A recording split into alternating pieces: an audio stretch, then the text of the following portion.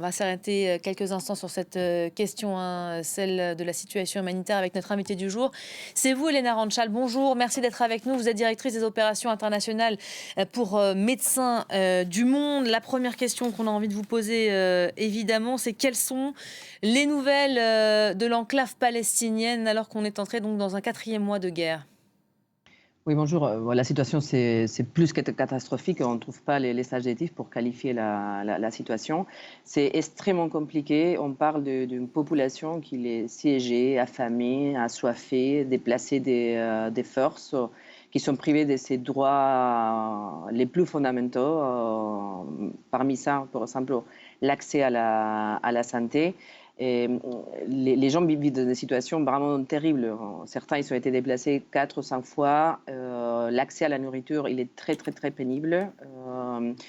C'est même très violent pouvoir trouver des nourritures parce qu'il y a un camion avec des nourritures. La population se verse vers les camions. On parle des épidémies d'hépatite A. Et il faut rappeler qu'au niveau de santé, il y a nulle structure de santé pleinement opérationnel dans toute la bande de Gaza. Il y a 0 hôpital qui est complètement opérationnel. Ils sont tous partiellement fonctionnels parce que ou bien le personnel soignant a été assassiné, bien arrêté, et parce qu'il n'y a pas de matériel ou des médicaments. Au moment où l'on se parle, des craintes sont exprimées de toutes parts autour de l'un des derniers hôpitaux encore en fonction. C'est l'hôpital Nasser qui se trouve dans le sud de la bande de Gaza. C'est le principal encore en activité, d'ailleurs. Oui, mais tout à fait, comme je vous disais, c'est encore partiel. Et il faut savoir vous avez parlé effectivement du nombre des blessés, c'est conséquent, mais surtout c'est des blessés avec une sévérité très importante. Et que ça fait surcharger la capacité des hôpitaux. Ils sont à plus de 300% par rapport à ses capacités.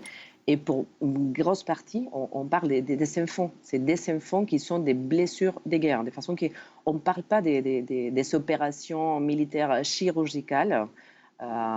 Ça qu'on voit, que ce soit au nord, au milieu et au centre de Gaza, c'est des destructions massives, que ce soit des écoles, des hôpitaux, des centres de santé, des hébergements, des tout.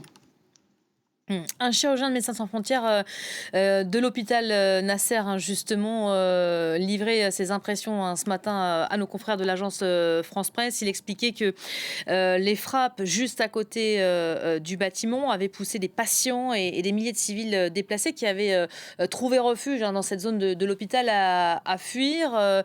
Les nouvelles autour de ce bâtiment, quelles sont-elles précisément ? C'est ça qui partage Médecins sans frontières. Effectivement, c'est très compliqué, mais c'est la même situation qu'on a vu dans les autres hôpitaux. Petit à petit, en fait, il y a un acharnement contre les systèmes de santé. Et je rappelle, pour celles qui ne sont pas au courant, les hôpitaux, ils sont protégés par les droits internationaux humanitaires. C'est des enclaves qui sont vraiment identifiés comme pour ne pas attaquer. Ils sont attaqués, parfois ciblés de façon directe et parfois dans sa lenteur. Et tous les hôpitaux, ils sont en train de vivre exactement la même chose, de façon qu'on se retrouve avec presque 2 millions de personnes qui ont un accès à la santé qui est complètement bafoué. On ne se fatigue pas de le dire, mais les gens, ils sont en train de mourir, pas seulement par les bombardements, mais par des maladies chroniques. Il y a des enfants et des personnes âgées qui sont diabétiques et qui sont en train de mourir parce qu'ils ne sont pas à l'insuline. Une chose qui, vraiment, ça peut être remédiable. Vous voyez bien, vous faites un topo sur, et c'est une nouvelle, le fait qu'il y a des cargaisons qui rentrent. Déjà, il faut s'assurer que la livraison de ces cargaisons, c'est assuré. C'est pas seulement que les camions Vous en passent. avez des nouvelles d'ailleurs? On nous dit que la cargaison est entrée dans le territoire depuis. Est-ce que vous avez eu des nouvelles? Non, on n'a pas de nouvelles, mais après, il faut s'assurer qu'il y a la sécurité pour que tous les humanitaires ont pu se déplacer, effectivement, et distribuer les intrants qu'il y a dans ce camion. Et de nouveau, c'est un maigre soulagement. C'est OK, c'est très bien qu'il rentre des choses, mais il va falloir que ça rentre de façon continue et en quantité importante. C'est anecdotique, si je vous suis bien aujourd'hui, l'entrée de cette cargaison, ces quelques cartons d'aide humanitaire? C'est anecdotique et même si je suis très provocatrice en disant ça, je pense que c'est provocatrice comme toutes les mesures que prennent les conseils de sécurité. En fait, ça sert strictement à rien. Il y a 159 États qui sont demandés un cessez-le-feu et ça reste anecdotique parce que hum, Israël continue à bombarder sans cesse et je pense vraiment qu'il faut que la communauté internationale, on doit vraiment avoir très honte de la situation qui arrive à Gaza. On voit tous les jours la situation et vraiment c'est les pires endroits pour vivre maintenant sur Terre, que ce soit pour la population, mais que ce soit aussi pour les humanitaires, pour les soignants et pour vous aussi les journalistes. Mmh. J'aimerais, vous poser aussi la question, de la livraison de ces médicaments. C'était la contrepartie, de cet accord, une cargaison d'aide humanitaire qui entre dans l'enclave et des médicaments, sont livrés à ces otages, israéliens. Ils sont au nombre de 45 à nécessiter, des soins, en tout cas, ces traitements. Est-ce que vous avez là aussi des nouvelles? Non, on n'a pas de nouvelles. Après, on considère que c'est très bien, effectivement, les besoins en santé, que ce soit pour la population civile, que c'est pour les otages. C'est très important que ça soit couvert, ces besoins, mais que ça soit couvert pour tout le monde et que vraiment peut accéder. J'ai questionné un peu la faisabilité de faire arriver tous ces médicaments, que ce soit otages ou la population civile, vu que ça bombarde sans cesse partout en Gaza. Il faut rappeler, il n'y a pas un endroit sûr à Gaza aujourd'hui. Mmh.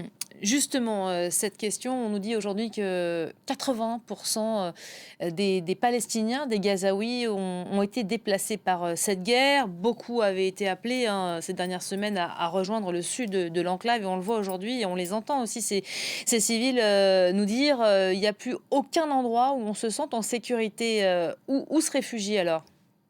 Ben, les gens, ils sont. Nous, on a même des collègues qui, ça fait des semaines, qui habitent à 5-6 dans une voiture, ou des tentes en plastique, ou qui dorment sur la plage, ou qui dorment 17 dans 5 mètres carrés. Il n'y a pas vraiment un endroit sûr à Gaza et ça continue à bombarder. De toute façon, il n'y a pas un endroit sûr. C'est vraiment les gens vivent dans un désespoir complet parce qu'ils voient que malgré la situation, malgré qu'on visibilise qu'est-ce qui se passe, la communauté internationale ne fait pas suffisamment pour arrêter tout ça. Alors, Mmh. on a dépassé les 3 mois, on va aller quoi? On va faire 6 mois, un an. C'est quand qu'on va dire stop à tout ça.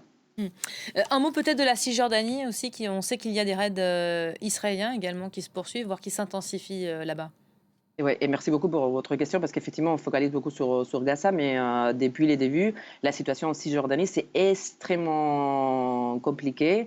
Il y a des nouveaux des arrestations, des bombardements, et c'est extrêmement compliqué. Alors c'est important effectivement qu'on ne perde pas de vue la Cisjordanie. Je ne veux pas être trop alarmiste, mais si ça continue comme ça, la Cisjordanie, ça pourrait être les prochains Gaza. Merci beaucoup, Elena Ranchal, merci d'avoir été, avec nous. Vous étiez